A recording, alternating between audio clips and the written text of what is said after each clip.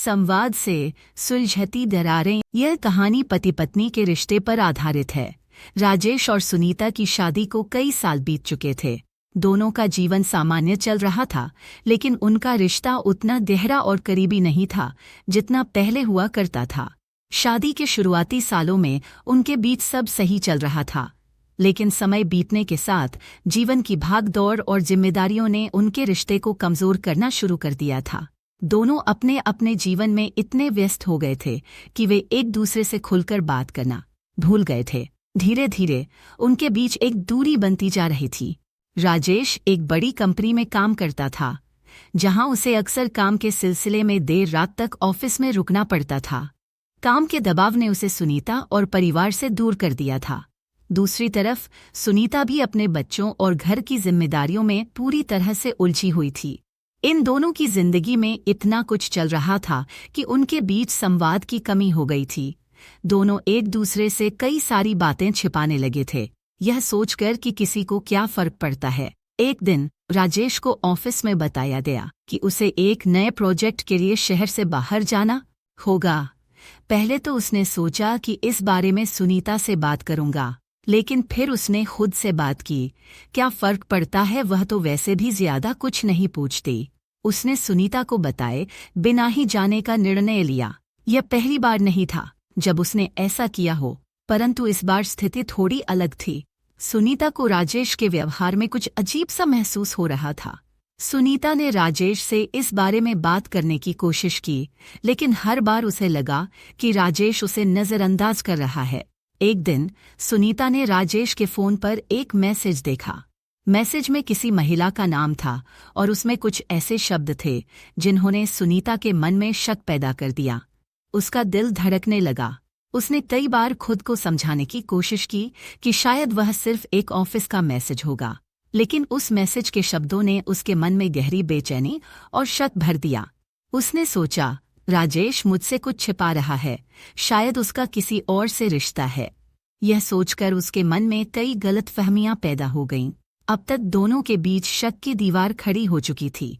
दूसरी तरफ राजेश भी समझ नहीं पा रहा था कि सुनीता उससे नाराज क्यों है।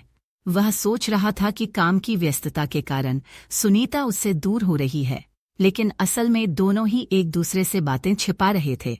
राजेश को एहसास हुआ कि उनकी दूरी बढ़ती जा रही है, और यह सिर्फ काम की वजह से नहीं था। उसने देखा कि सुनीता चुपचाप रहती है और उससे ज्यादा बातें नहीं करती। आखिरकार एक रात जब राजेश ने सुनीता से पूछा, तुम मुझे बात क्यों नहीं? सुनीता ने जवाब दिया, मैंने तुम्हारे फोन पर एक मैसेज देखा। वह महिला कौन है जो ऐसी बातें करती है? तब राजेश ने महसूस किया कि अब और बातें छिपाना ठीक नहीं है। उसने फैसला किया कि वह सुनीता से खुलकर बात करेगा। उसने सुनीता को बुलाया और कहा, सुनीता, वह साक्षी है। साक्षी जो सुनीता की चचेरी बहन है, उसका पति राजेश के ऑफिस में काम करता है।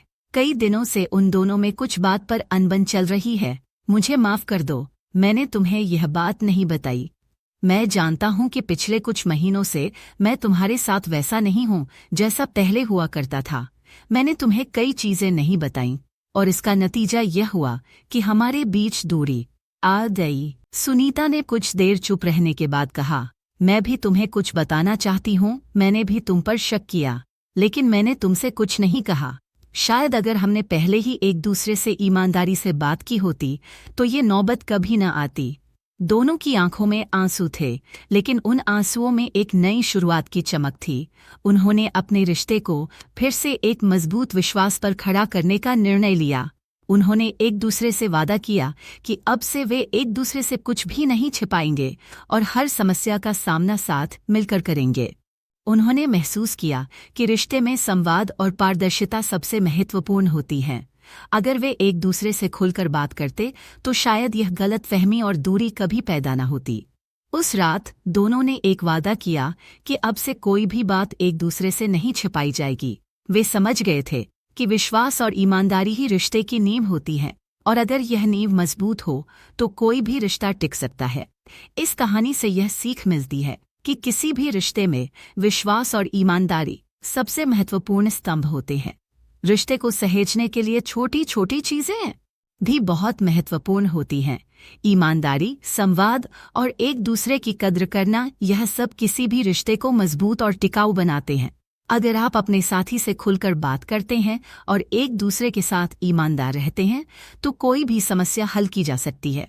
दोस्तों, चैनल को लाइक और सब्सक्राइब जरूर करें और बेल आइकन को दबाना ना भूलें।